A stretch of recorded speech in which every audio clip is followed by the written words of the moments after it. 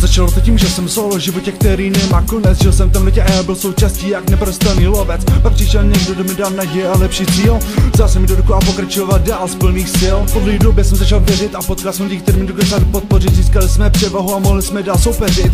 Pak se něco stalo, my jsme začali padat dolů a nikdo mi nepomohl ven. Byla to tvrdá realita a ne žádný špatný sen. Dlouho jsme čekali na ten den, kdy ztratíme vše. Vynuli jsme se tomu, když zrovna začalo pršet. Byli jsme rádi za to, co bylo, radovali jsme se i z maličkosti. Od rána do večera jsme hledali něco, aby jsme měli kus radosti. Přišli jsme k sobě, podali si ruce a řekli, že to zvládnem. Nikdy nepadnem, budem se rozvětat, se výsledek den za dnem. Kráčíme kupředu ve dne, i v noci jsme připraveni bojovat. Padem minul se soustředíme na budoucí, za proto nemůže nikdo ještě si vyrovnat. Rozšíříme, hledáme pravdu, celou noc nespíme, nečekáme vzadu. Cesta s nadějí se rozpadáme, přesto žijeme. Jsme jako rodina, proto záda si kryjeme. Nepoznali jsme se náhodu a proto víme, proč jsme tady. Okolo nás temnota, ale přesto neseme zády. My jsme bratři bojovníci života, že svou novou cestou otevíráme vrata.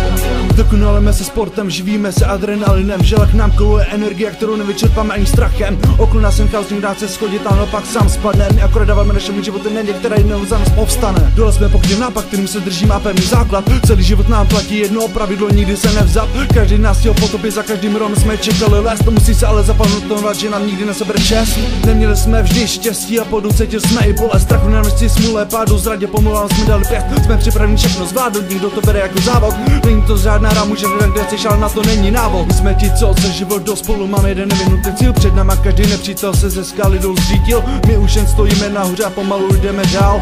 Nebyl z nás nikdo, kdo by se své cesty někdy ve svém životě vzdal. Boje o dobro rozšiřujeme, hledáme pravdu, celou noc nespíme, nečekáme vzadu.